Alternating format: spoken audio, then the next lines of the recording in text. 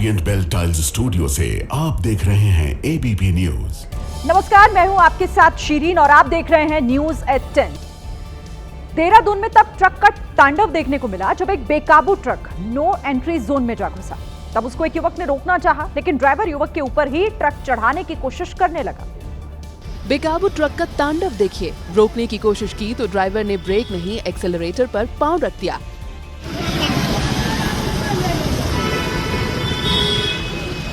ना truck driver को किसी की जान की फिक्र दिखी और ना ही कानून का कोई डर। वो तो युवक किस्मत का धनी था जो उसकी जान बच गई, नहीं तो ट्रक ड्राइवर ने तो कुचलने का प्लान बना ही दिया था।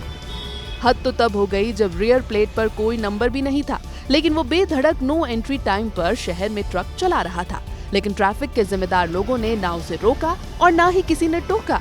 शहर भी उत्तराखंड की राजधानी देहरादून है और तस्वीरें भी व्यस्त सहस्त्रधारा रोड की है। बताया जा रहा है कि ये बेकाबू ट्रक हरियाणा नंबर का है। यूपी के मेरठ में जब शराब के ठेकेदार ने होमगार्ड को उधार में शराब नहीं दी तो होमगार्ड ने शराब के ठेके को ही आग के हवाले कर दिया। में नजर आया कि होमगार्ड चेहरे पर नकाब बांध कर पहुंचा था। होमगार्ड के हाथ में एक बोतल थी जिसमें पेट्रोल भरा हुआ था। उसने बोतल से पेट्रोल को ठेके के दरवाजे पर गिराया और माचिस से आग लगा दी। घटना रात 10:48 पर हुई जब ठेका बंद हो चुका था। अब ठेके के सेल्समैन की शिकायत पर मुकदमा दर्ज हो गया है। बताया जा रहा है कि होमगार्ड डायल 112 पर तैनात है। उत्तर प्रदेश के जौनपुर से एक ऐसा वीडियो जो कम उम्र के बच्चों पर चढ़ते मोबाइल के नशे की गवाही दे रहा है सामने आया है। एक किशोर को मां ने मोबाइल देने से इनकार किया तो नाराज होकर वो मोबाइल के टावर पर ही चढ़ गया। मोबाइल नहीं तो मोबाइल टावर ही सही, इन तस्वीरों को देख किसी की भी सांसें अटक जाए।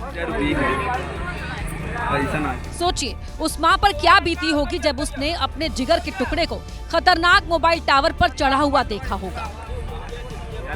पुलिस आई, काफी देर तक ग्रामीणों और पुलिस ने बच्चे को समझाया। 1 घंटे की मान मुनव्वल के बाद युवक नीचे उतरा, तब जाकर लोगों ने राहत की सांस ली। पुलिस अब युवक की काउंसलिंग कर रही है। घटना मछली शहर तहसील के आनापुर गांव की है। राजस्थान के डीग से दिन दहाड़े एक व्यक्ति का अपहरण कर लिया गया। जिस वक्त उसको अगवा किया गया मौके पर सैकड़ों लोग मौजूद थे, लेकिन किसी ने रोका नहीं, सिर्फ तमाशबीन बने रहे। पीछे से पकड़ा और उठाकर बाइक पर बैठा लिया। ऐसा लगा मानो कोई इंसान नहीं बल्कि खिलौना हो। पीड़ित चंगुल से छूटने की कोशिश कर रहा था, लेकिन छुड़ा नहीं पाया और बदमाश उसे लेकर चले गए। अपहरण से पहले दोनों बदमाशों ने उसकी पिटाई की। पीड़ित खुद को बचाने की कोशिश कर रहा था, लेकिन दोनों ने उसे भागने नहीं दिया। ये सब कुछ बीच बाजार हो रहा था। वहां से गुजरने वाले अपनी गाड़ियों को रोककर तमाशा देख रहे थे, लेकिन कोई भी बचाने आगे नहीं आया। करीब 25 सेकंड तक दोनों इसको मारते रहे और फिर पीड़ित पर काबू पाने के बाद उसे जबरदस्ती बाइक पर बैठा दिया। ये वीडियो गृह राज्य मंत्री जवाहर सिंह के विधानसभा क्षेत्र का है। इस कांड को रविवार दोपहर में अंजाम दिया गया। मध्य प्रदेश के कटनी में अवैध शराब बिक्री का विरोध करना एक परिवार को भारी पड़ गया। आरोपी की अवैध शराब बिक्री की शिकायत से नाराज 4 से 5 लड़के घर पहुंचे और तोड़फोड़ शुरू कर दी। हाथ पर पत्थर लेकर एक दबंग आया और घर की ओर फेंक कर मारा। इसके बाद दूसरे दबंग ने पत्थर फेंका, फिर 2 लड़के दौड़ कर आए और तीसरा और चौथा पत्थर फेंका। इसके बाद भी तोड़फोड़ का सिलसिला नहीं थमा और एक लड़के ने फिर पत्थर फेंक कर मारा। इसके बाद एक लड़का बड़ा सा पत्थर उठाकर लाया और घर के चबूतरे पर प्रहार किया। एक हमलावर ने तलवार से दरवाजा तोड़ने की कोशिश की। आरोप है कि हमलावरों ने महिलाओं बच्चों को भी पीटा है और हमारे घर में घुस के पूरा घर में तोड़फोड़ कर दिए, लेडीजों को मारपीट करे और पैसा ऐसा ले गए। दबंगों के हमले से महिलाएं बच्चे डरे हुए हैं। पीड़ित परिवार ने पुलिस से कार्रवाई की मांग की है। मध्य प्रदेश के इंदौर में तेल की फैक्ट्री में भीषण आग लग गई। हादसा कुछ देर पहले हुआ और अभी भी आग बुझाने की कोशिश लगातार की जा रही है। घटना आजाद नगर इलाके की है और जिस तेल फैक्ट्री में आग लगी वो उद्योग नगर इलाके में है। मौके पर फायर ब्रिगेड की गाड़ियां पहुंच चुकी हैं। हालांकि अभी तक ये बात सामने नहीं आई है कि आखिर ये आग लगी कैसे।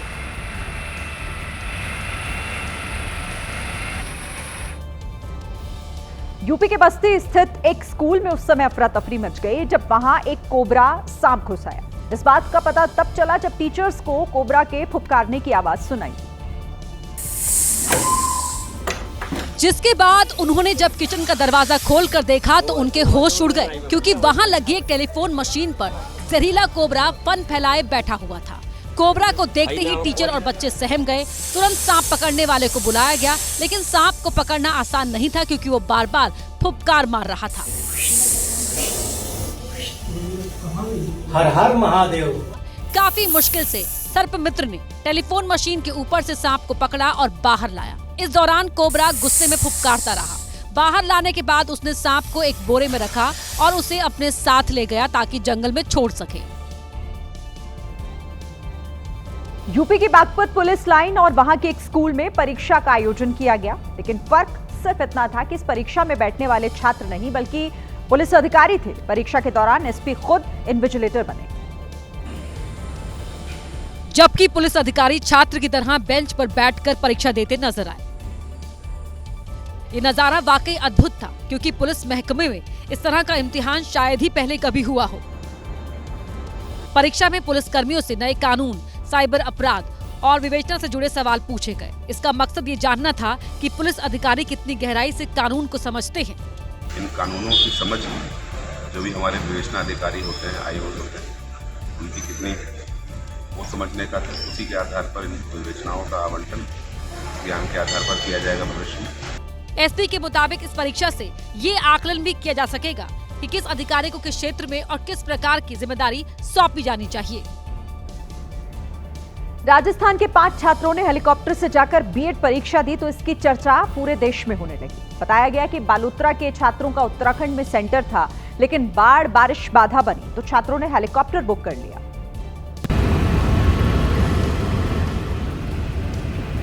पांचों छात्र हेलीकॉप्टर पर सवार हुए और परीक्षा देने चल दिए।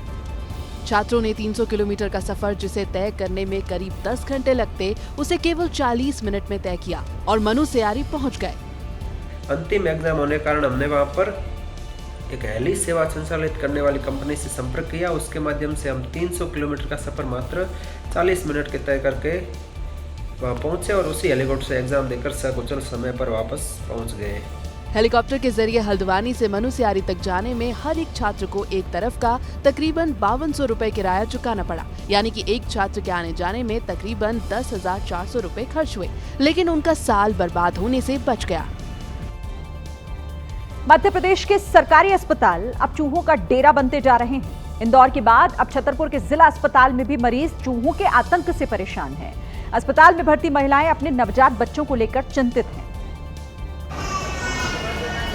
क्योंकि उन्हें इंदौर जैसी घटना का डर सता रहा है। यही वजह है कि महिलाएं अपने नवजात को रात भर आंचल में छिपाकर सो रही हैं, तो वहीं परिवार का एक सदस्य पूरी रात चूहों को भगाने के लिए जागता रहता है।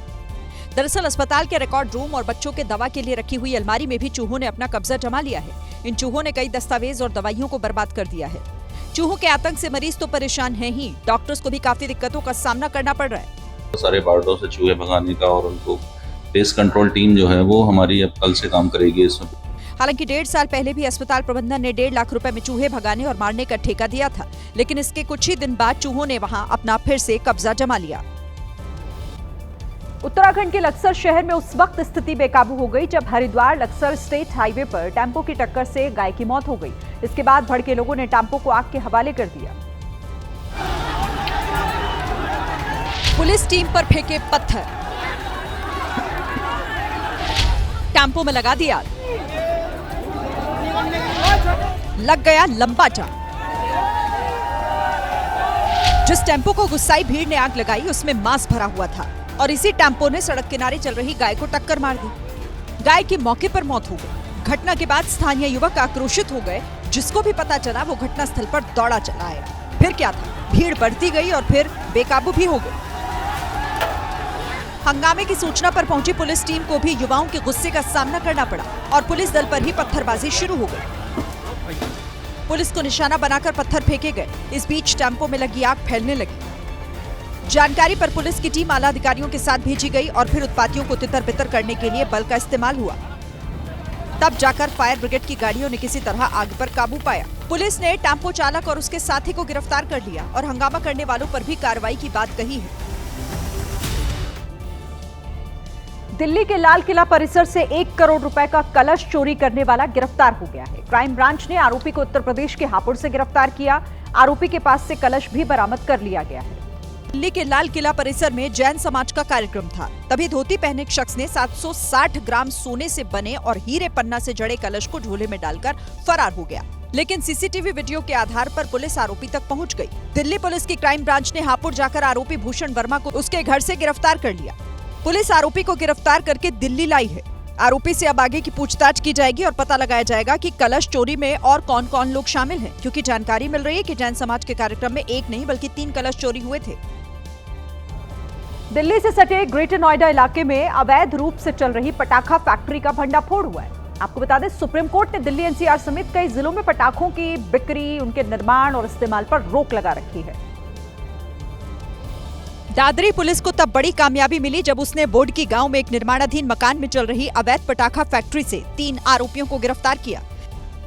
पुलिस की गिरफ्त में आए अपराधियों के नाम राम, लखन, आजाद और राजेंद्र है। दादरी पुलिस ने लोकल इंटेलिजेंस और गोपनीय सूचना के आधार पर छापा मारकर आरोपियों को गिरफ्तार किया। इनके पास से निर्मित और अर्धनिर्मित पटाखे के सामान का जखीरा बरामद हुआ, जिसकी कीमत 25 लाख रुपए बताई जा रही है। दिल्ली में अभिनेता मिलिंद सोमन और बीजेपी सांसद तेजस्वी सूर्या पुशअप्स करते हुए नजर आए। बताया गया कि मंच पर ही दोनों ने पुशअप्स करने का चैलेंज दिया था।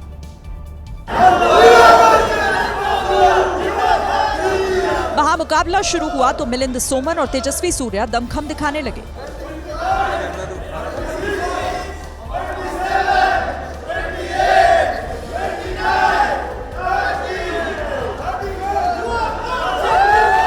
महामुकाबले में दोनों ने 32 पुशअप्स मारे। कमाल की बात यह है कि मिलिंद सोमन को फिटनेस आइकॉन कहा जाता है। बावजूद इसके बीजेपी सांसद तेजस्वी सूर्या ने उन्हें कड़ी टक्कर दी और हार नहीं मानी, जिसे देख वहां मौजूद लोग तालियां बजाने लगे।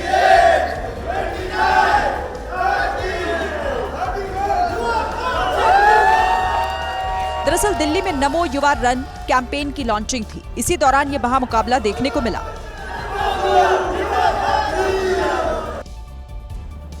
कर्नाटक के मांड्या में उस वक्त हालात तनावपूर्ण हो गए जब गणपति विसर्जन के दौरान पत्थरबाजी की गई। बताया गया कि गणपति जुलूस जैसे ही राम रहीम नगर की एक मस्जिद के पास से गुजरा, कुछ उपद्रवियों ने पथराव कर दिया।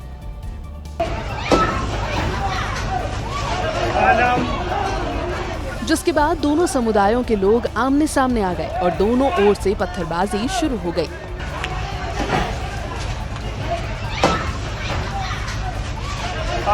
कुछ ही देर में हालात इतने बिगड़ गए कि वहां मौजूद पुलिस वालों के संभालने से भी हालात नहीं संभले, क्योंकि दोनों ओर से दनादन पत्थर चल रहे थे। बाद में कुछ और पुलिस वालों को वहां बुलाया गया। पुलिस के आला अधिकारी भी मौके पर पहुंच गए और बड़ी मुश्किल से स्थिति को काबू में लिया। पत्थरबाजी में कई लोग घायल हो गए, जिन्हें तुरंत अस्पताल भिजवाया गया। वहीं हालात को देखते हुए इलाके में अतिरिक्त बलों को तैनात भी कर दिया गया। पुलिस वाले रात भर इलाके में गश्त करते रहे, जिससे वहां पर शांति बनी रही। लेकिन इस मामले ने एक बार फिर से तब तूल पकड़ लिया जब पत्थरबाजी की घटना के विरोध में हिंदू संगठन सड़कों पर उतर आए।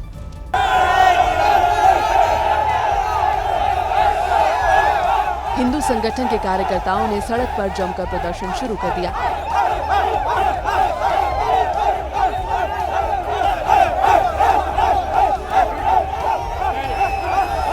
प्रदर्शन में बीजेपी, आरएसएस और बजरंग दल के कार्यकर्ता शामिल हो गए। कार्यकर्ताओं ने बीच सड़क पर आग लगा दी और हंगामा शुरू कर दिया।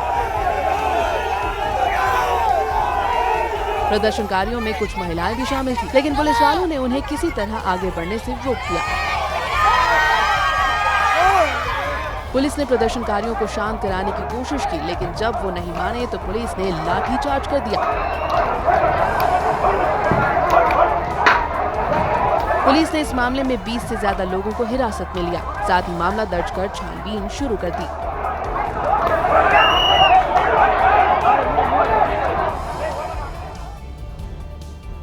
इधर मध्य प्रदेश के बालाघाट में नदी के पानी ने बच्चों के स्कूल जाने का रास्ता रोक लिया। अब जिस तरह से बच्चे स्कूल जा रहे हैं, वो तस्वीरें 21वीं सदी के भारत के लिए सही नहीं। यूनिफॉर्म गीला ना हो, इसके लिए वो पानी में उतरने से पहले उसे उतारकर बैग में रखते हैं। फिर अपनी किताबें और यूनिफॉर्म से भरे बैग को पानी से बचाते हुए वो भविष्य बनाने निकलते हैं। सिर पर बैग रखकर स्कूल जा रहे बच्चों का वर्तमान हालांकि मुश्किलों भरा है। जाते समय कपड़े भीग जाते आप लोगों के, अब फिर वहाँ स्कूल में कैसे पढ़ाई करते जब गीले कपड़े रहते हैं तो सूख जाते भी हैं। स्कूल जाने के लिए इनके पास साइकिल ही एक सहारा है। बैग पार कराने के बाद अगली बारी साइकिल की होती है। पानी का फ्लो ज्यादा होने पर साइकिल इनके कंधे पर होती है और ये उसका बोझ ढोते हुए आगे बढ़ते हैं।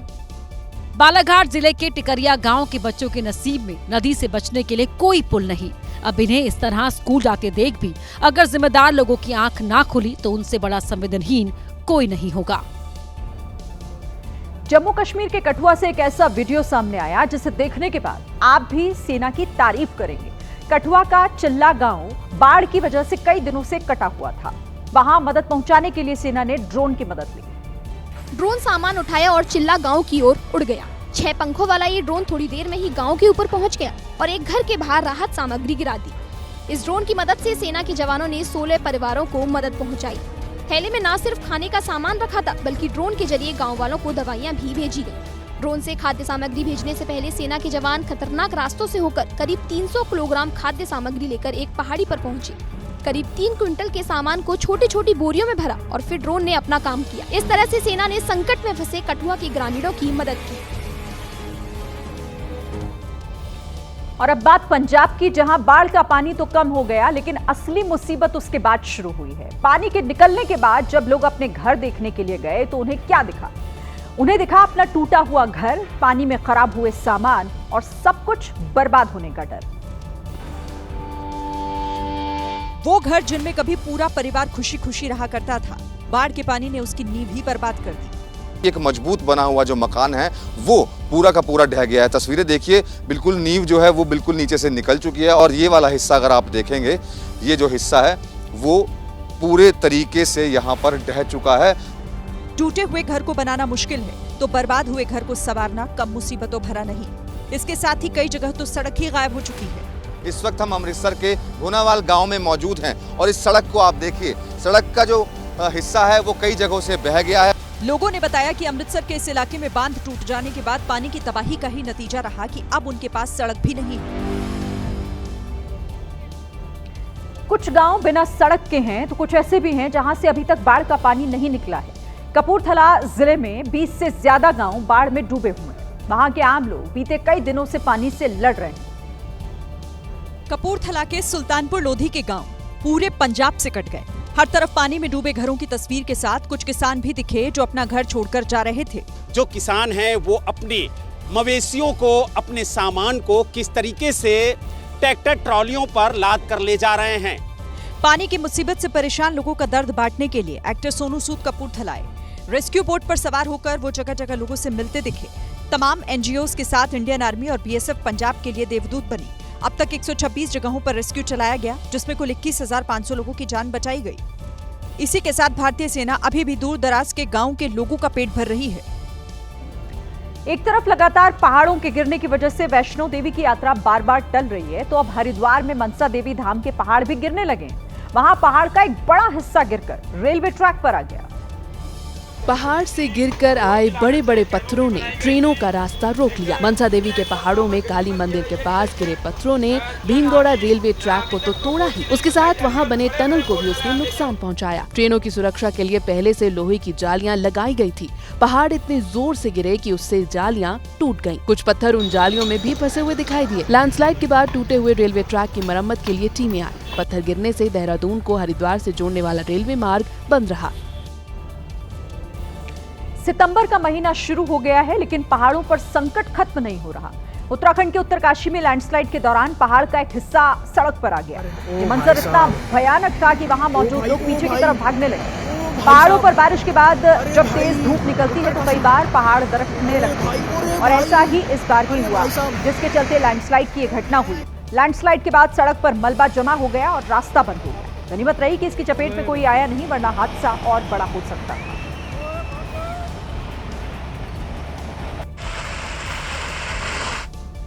महाराष्ट्र के नंदुरबार में नाले के पानी में एक वैन बह गई। पुल पर बने हुए गड्ढे में फंसने के बाद उस वैन का बैलेंस बिगड़ा और वो सीधे पानी में चली गई। इसके बाद वैन पानी की दिशा में ही बहने लगी। पानी का तेज बहाव काफी दूर तक वैन को अपने साथ ले गया। इस वैन के अंदर लोकल मार्केट में सप्लाई करने के लिए किराने का सामान रखा था। वैन के पानी में जाते ही वो सामान भी बहने लगा। चिप्स के पैकेट्स के साथ कई सामान वैन के साथ साथ बह रहे थे। बताया गया कि किराना सामान लेकर आ रही वैन एक पुल पर बने गड्ढे में फंसकर नाले में गिर गई। काफी दूर तक बहने के बाद जब वैन फंसी तब जाकर उसे निकाला गया। गनीमत रही कि पानी के खतरे को भांपते हुए ड्राइवर ने शीशा तोड़कर खुद को बाहर निकाल लिया, जिससे उसकी जान बच गई। मुंबई के गोराई बीच पर एक मिनी बस के अंदर बैठे लोगों की जान खतरे में आ गई। बीच के किनारे खड़ी हुई बस समंदर की लहरों की चपेट में आ गई, जिसके बाद जो हुआ वो डराने वाला था।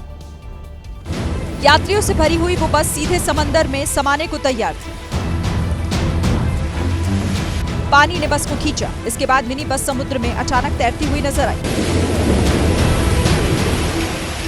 खतरा देखकर कोस्ट गार्ड्स एक्टिव हुए। उन्होंने बस में बैठे लोगों को बाहर निकाला। पुलिस ने ड्राइवर और बस मालिक दोनों के खिलाफ केस दर्ज किया। उन लोगों ने हाई टाइड के नियमों को ना मानकर चंद मिनटों की मस्ती के चक्कर में 10 से ज्यादा लोगों की जान खतरे में डाल दी।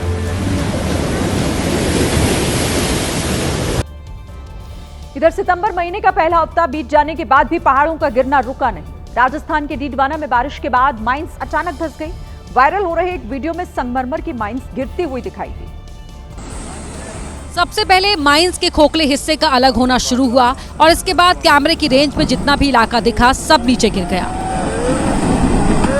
वीडियो में दिखा कि संगमरमर की खान से लगातार पानी का रिसाव भी होता रहा, जिसकी वजह से माइंस कमजोर हुई। माइंस में मौजूद पानी बता रहा है कि डीडवाना के मकराना में गुलाबी रेंज क्षेत्र की माइंस बारिश की वजह से ही गिरी। गनीमत रही कि वहां काम करने वाले लोग अपनी मशीनों के साथ समय रहते बाजू हट गए, वरना उनकी जान भी खतरे में पड़ जाती। इधर यमुना के प्रकोप ने मथुरा वृंदावन के कई इलाकों को डुबा दिया। वृंदावन के जिस परिक्रमा मार्ग पर चलने से लोगों को पुण्य मिलता था, अब वहां यमुना का पानी भर चुका है।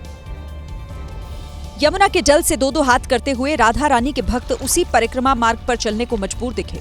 इस वक्त हम लोग वृंदावन के परिक्रमा मार्ग पर मौजूद हैं। यहाँ की पहले तो आप तस्वीर देखिए कि किस तरह से जो पूरा परिक्रमा मार्ग है पानी से पटा हुआ है, यमुना मैया से पटा हुआ है। वृंदावन की जिन गलियों में घूमना सनातन प्रेमियों का सौभाग्य होता है, वो गलियां यमुना के पानी में डूबी हुई हैं। वृंदावन के आसपास कुल 46 गांव और 60 मोहल्ले ऐसे हैं जहां पानी 10 से 12 फीट तक जमा है। पानी के बीच गुजर बसर करने वालों का दर्द भी हमने सुना।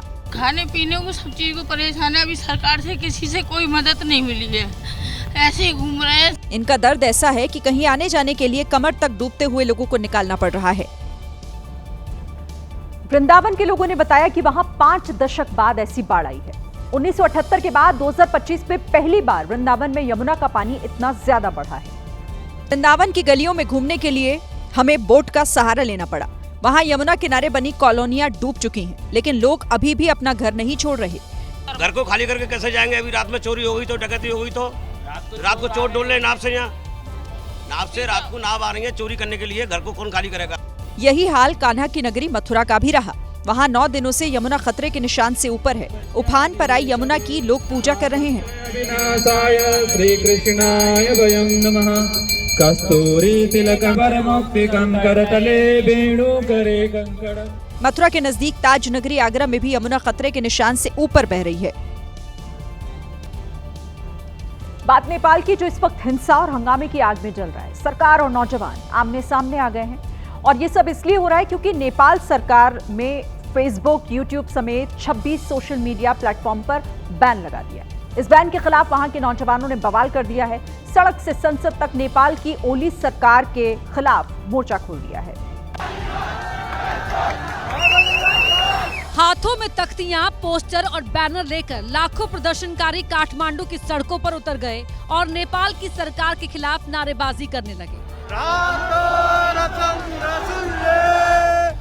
प्रदर्शनकारियों के बैनर पर जेन ज़ी जनरेशन लिखा था और ये नई पीढ़ी ओली सरकार के फैसले के खिलाफ गीत गाकर अपनी आवाज उठा रही थी। नेपाल के आम नौजवानों के साथ वहां के पत्रकार भी सरकार के फैसले के खिलाफ सड़क पर थे, जिनके पोस्टर पर लिखा था सरकार मुंह बंद कर रही है और तानाशाही का जाल बुन रही है। दूसरे पोस्टर पर लिखा था लोकतंत्र बीमार हो रहा है और निरंकुशता फैल रही है। ऐसे ही तमाम पोस्टरों के साथ सोशल मीडिया पर बैन के खिलाफ नेपाली लोग आवाज उठा रहे थे। एक पोस्टर में नेपाल के प्रधानमंत्री ओली की तस्वीर थी, जिसमें दिखाया गया था कि वो जबरदस्ती नेपाली लोगों की आवाज दबाने की कोशिश कर रहे हैं। काठमांडू में जेनजी का प्रोटेस्ट उग्र होने के बाद सरकार ने नेपाली सेना की तैनाती कर दी। बॉर्डर से पर्यटकों को वापस भेजा जा रहा है। वहीं हालात बिगड़ने के बाद नेपाल के गृह मंत्री ने नैतिक जिम्मेदारी लेते हुए इस्तीफा भी दे दिया। लेकिन आज दिन भर नेपाल में जो हुआ उसे आने वाले लंबे समय तक याद रखा जाएगा। लेकिन प्रदर्शनकारी सरकार का आदेश मानने को तैयार नहीं हुए। वाटर कैनन के इस्तेमाल के बाद भी वो पीछे नहीं हटे और संसद की ओर कूच कर गए। पुलिस और सेना ने बैरिकेडिंग लगाकर रोकने की कोशिश की तो आंदोलनकारी बैरिकेडिंग पर चढ़ गए। प्रदर्शन उग्र होता देख नेपाली पुलिस और सेना ने आंसू गैस के गोले छोड़े, लेकिन इससे भी नेपाल के नौजवान पीछे नहीं हटे, काठमांडू की सड़कों पर डटे रहे। यही नहीं, पुलिस वालों को धक्का देते हुए नेपाल की संसद में घुस गए।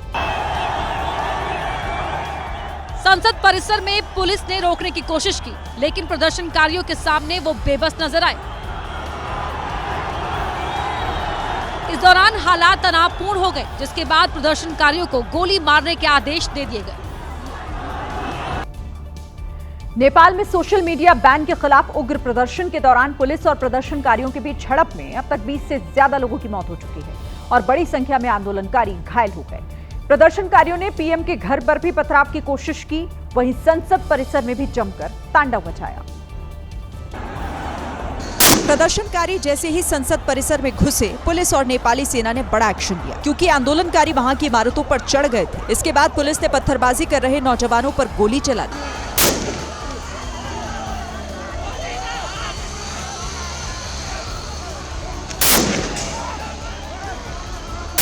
इस गोलीबारी में कई नौजवान घायल हो गए, जिन्हें उनके साथी उठाकर ले जाते दिखे। संसद परिसर के अंदर इस युवक को भी गोली लगी थी। इसे बचाने के लिए कुछ लड़के आए, लेकिन जब उसे उठा नहीं पाए तो घसीटते हुए बाहर ले गए। घायलों और मरने वालों की संख्या बढ़ने लगी तो तुरंत एम्बुलेंस बुलाई गई और जख्मी प्रदर्शनकारियों को अस्पताल पहुंचाया।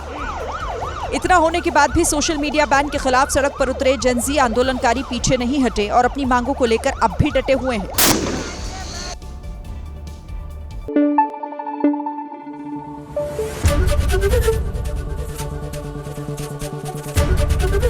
एबीपी न्यूज आपको रखे आगे।